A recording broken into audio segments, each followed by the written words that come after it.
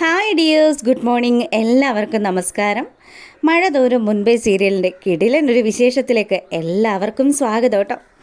അപ്പോൾ അതാ നമ്മുടെ അലീനയുടെ കാര്യങ്ങളൊക്കെ സംസാരിച്ചുകൊണ്ട് നിൽക്കുക ഗംഗേട്ടനും അതുപോലെ നമ്മുടെ രാജീവനും ശിവനും ഒക്കെ കൂടി.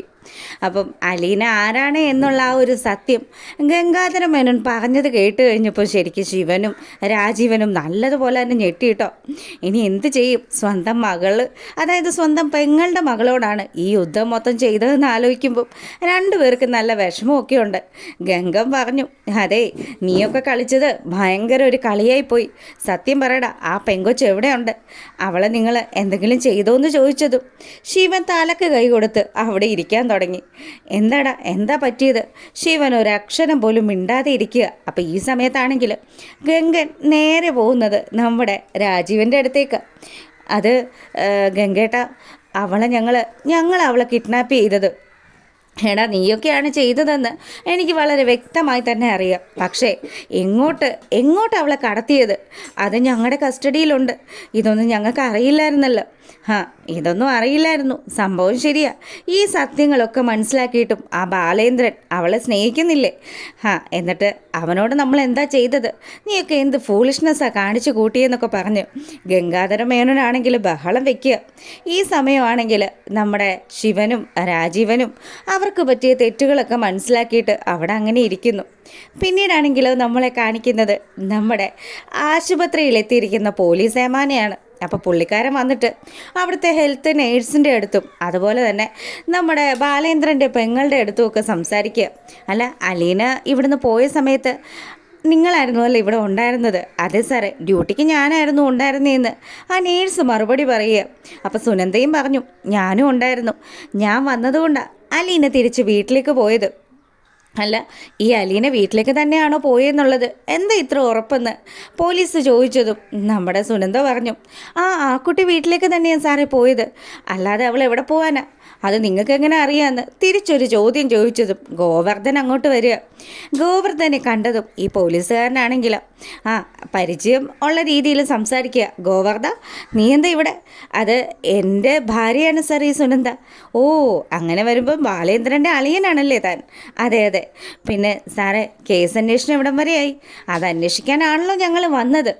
എന്തായാലും ആ പോലീസുകാരൻ്റെ സംസാരത്തിൽ നിന്നും അയാൾ കൊല്ലപ്പള്ളിക്കാരുടെ കയ്യിൽ നിന്ന് നല്ലതുപോലെ കാശ് കൈക്കൂലി വാങ്ങിയിട്ടുണ്ട് എന്നുള്ള കാര്യം ഗോവർദ്ധനും മനസ്സിലാകുക.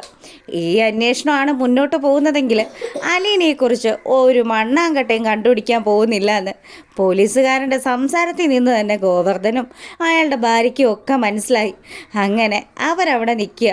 പിന്നീട് നമ്മളെ കാണിക്കുന്നത് വീട്ടിലേക്ക് തിരിച്ചെത്തുന്ന ബാലേന്ദ്രനെയാണ് കേട്ടോ. ബാലേന്ദ്രനും നമ്മളുടെ കൃഷ്ണമോളും കൂടെ കാറിൽ നിന്ന് ഇറങ്ങി. അതിനുശേഷമാണെങ്കിൽ ബാലേന്ദ്രൻ വന്ന് ആ സെറ്റിയിലങ്ങ് കിടക്കുക. ഈ സമയം കൃഷ്ണമോൾ ചോദിച്ചു, അച്ഛാ, ഇനി ചേച്ചിക്ക് എന്ത് പറ്റിയിട്ടുണ്ടാകും അച്ഛാ? ചേച്ചിയെ നമ്മൾ എങ്ങനെയാ അച്ഛാ രക്ഷപ്പെടുത്തുക? മോളെ എന്ത് ചെയ്യാനാ? ചേച്ചി ഇനി അവർ ഉപദ്രവിക്കുകയോ എങ്ങാനും ചെയ്യുമോ? എല്ലാത്തിനും കാരണക്കാർ ആ കൊല്ലപ്പള്ളിക്കാരാകാനാ സാധ്യതയെന്നൊക്കെ കൃഷ്ണമോള് പറയുക. അപ്പോൾ ബാലേന്ദ്രൻ പറയുന്നുണ്ട്, മോളെ വിഷമിക്കുകയൊന്നും വേണ്ട. എന്തായാലും പോലീസിൽ കംപ്ലൈൻറ്റ് കൊടുത്തിട്ടുണ്ടല്ലോ. പിന്നെ അവന്മാരുടെ അന്വേഷണത്തിലാണൊരു വിഷയം. അവരെ സ്വാധീനിച്ചിട്ടുണ്ടാവാൻ സാധ്യതയുണ്ട് എന്നൊക്കെ ബാലേന്ദ്രൻ പറഞ്ഞതും കൃഷ്ണയ്ക്ക് നല്ല ടെൻഷനായി. അങ്ങനെ അവരവിടെ ഇരുന്ന് വർത്തമാനം പറഞ്ഞുകൊണ്ടിരിക്കുമ്പം നമ്മുടെ മനു വിളിക്കുക. മനു ആണെങ്കിൽ ഓട്ടപ്പാച്ചില്ല, എവിടെ നിന്നാണ് നമ്മുടെ അലീനയെക്കുറിച്ചുള്ള വിവരം കിട്ടുക എന്ന്. അങ്ങനെ അന്വേഷണത്തിലാണ് നമ്മുടെ മനു. അങ്ങനെ കാറ് ഡ്രൈവ് ചെയ്തുകൊണ്ടിരിക്കുന്നതിനിടയിൽ ബാലേന്ദ്രനെ വിളിച്ചു. മനു, പറ മോനെ, എന്തെങ്കിലും വിവരം അലീനയെക്കുറിച്ച് കിട്ടിയോ എന്ന് അങ്കിളിനോട് മനു ചോദിക്കുക. ഇത് കേട്ടപ്പം എല്ലാ പ്രതീക്ഷകളും നഷ്ടപ്പെട്ടതുപോലെ നമ്മുടെ ബാലേന്ദ്രൻ, ഇല്ലട മനു, ഞങ്ങളും അന്വേഷിച്ച് ഇപ്പം തളർന്ന് വീട്ടിൽ വന്നിരിക്കുക. എന്താ ചെയ്യണ്ടേന്ന് ഒരെത്തും പിടിയും കിട്ടുന്നില്ല. എല്ലാത്തിനും കാരണക്കാരൻ നിൻ്റെ അച്ഛനും നിൻ്റെ കൊച്ചച്ഛനും ഒക്കെ തന്നെ ആയിരിക്കും. പിന്നെ ഉണ്ടല്ലോ അവളുടെ ശാസ്ത്രമംഗലത്തുള്ള കുറച്ച് അമ്മാവന്മാർ, ഇവന്മാരൊക്കെ കൂടെ ചേർന്നിട്ടായിരിക്കും എൻ്റെ മോളോട് ഈ ചതി ചെയ്തത്. എന്തായാലും അങ്കിൾ വിഷമിക്കേണ്ട, ഞാനൊന്ന് അന്വേഷിക്കട്ടെ എന്ന് പറഞ്ഞ് മനു ഫോൺ വയ്ക്കുക. അതിനുശേഷം നമ്മുടെ മനു പല പല സ്ഥലങ്ങളിലും, അതായത് ഈ വൈജയന്തിയുടെ അമ്മാവന്മാർ താമസിക്കുന്ന ആ സ്ഥലങ്ങളിൽ വരെ പോയി വിശദമായിട്ട് അന്വേഷിക്കുന്നു. എന്നിട്ടും പാവം മനുവിന് ഒരു വിവരം അലീനയെക്കുറിച്ച് അറിയാനേ സാധിക്കുന്നില്ല. അങ്ങനെ ആ ഒരു നിരാശയിൽ നമ്മുടെ മനു അവിടെ നിൽക്കുക. രാത്രി തന്നെ പാലായിലേക്ക് തിരിച്ചു പോകണമെന്നും പറഞ്ഞ് അങ്ങനെ പുള്ളിക്കാരൻ വീണ്ടും ട്രാവലിങ്ങിൽ നിൽക്കുന്ന സമയത്ത് നമ്മളെ കാണിക്കുന്നത് ബാലേന്ദ്ര മേനോൻ്റെ വീട്ടിലേക്ക് എത്തുന്ന ഗംഗാധര മേനോനെയും അതുപോലെ ശിവനെയും രാജീവനെയും ഒക്കെയാണ്. വീടിൻ്റെ ഉമ്മറത്തെത്തിയതും അതെ, രാജീവനോടും ശിവനോടും എനിക്കൊരു കാര്യം പറയാനുണ്ട്. ബാലേന്ദ്രൻ്റെ അടുത്ത് ഞാൻ സംസാരിച്ചോളാം, നിങ്ങൾ രണ്ടുപേരും മിണ്ടാതിരിക്കുന്നതായിരിക്കും നല്ലത്. അയാൾ ഏത് മാനസികാവസ്ഥയിലായിരിക്കും ഒന്നും പറയാൻ പറ്റില്ലല്ലോ എന്ന് ഗംഗേട്ടൻ ഇവന്മാരോട് പറഞ്ഞു. അങ്ങനെ ഒരു ക്ലാസ്സൊക്കെ കൊടുത്തതിന് ശേഷമാണ് ഈ അനിയന്മാരെയും കൂട്ടിയിട്ട് ഗംഗാധരമേനോൻ ആ വീടിൻ്റെ പടി കയറുന്നത്. അപ്പോൾ ബെല്ലടിച്ചതും നമ്മുടെ കൃഷ്ണമോളാണ് വാതിൽ തുറക്കാനായിട്ട് ഇറങ്ങി വരുന്നത് കേട്ടോ. കൃഷ്ണയെ കണ്ട പാടെ തന്നെ മോളെ അച്ഛനില്ലേ എന്ന് ഗംഗാധര മേനോൻ ചോദിച്ചതും കൃഷ്ണ അവരെ പുറത്തുനിന്ന് അകത്തോട്ട് വരാത്ത രീതിയിൽ കൈ വെച്ച് ബ്ലോക്ക് ചെയ്യുക. അല്ല, നിങ്ങൾ എന്തിനാ അങ്ങളെ ഈ രാത്രിയിൽ ഇങ്ങോട്ട് വന്നത്?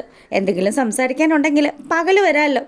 മോളെ ഞങ്ങൾക്ക് നിൻ്റെ അച്ഛനെ കണ്ട് ചില കാര്യങ്ങളൊക്കെ സംസാരിക്കാനുണ്ടെന്നും പറഞ്ഞ് ഗംഗാധര മേനോൻ കാര്യം പറഞ്ഞതും വേണ്ടെങ്കിലേ നിങ്ങളൊക്കെ ചീത്ത ആൾക്കാരാ മോളെ, ഞങ്ങൾ എന്നു മുതലാണ് നിനക്ക് ചീത്തയായി മാറിയത്? അത് ശരിയാകില്ലെങ്കിലേ അച്ഛൻ വലിയ ടയേർഡാ, അച്ഛനോട് ഇപ്പം നിങ്ങൾ സംസാരിക്കേണ്ട എന്നൊക്കെ പറഞ്ഞ് നമ്മുടെ കൃഷ്ണമോൾ ഇവരെ പറഞ്ഞയക്കാൻ ശ്രമിക്കുന്നുണ്ടെങ്കിലും അവർ കയറി കാണാമെന്നുള്ള രീതിയിൽ തന്നെ നിൽക്കുക. ബാലേന്ദ്രനും വന്നു. അങ്ങനെ നമ്മുടെ ബാലേന്ദ്രൻ വന്നതും ഇവരോടൊക്കെ സംസാരിക്കുക. എന്താ ഗംഗേട്ട ഈ സമയത്ത്? അതും എൻ്റെ വീട്ടിൽ. അതെ, ഇവർക്കൊരു അബദ്ധം പറ്റി.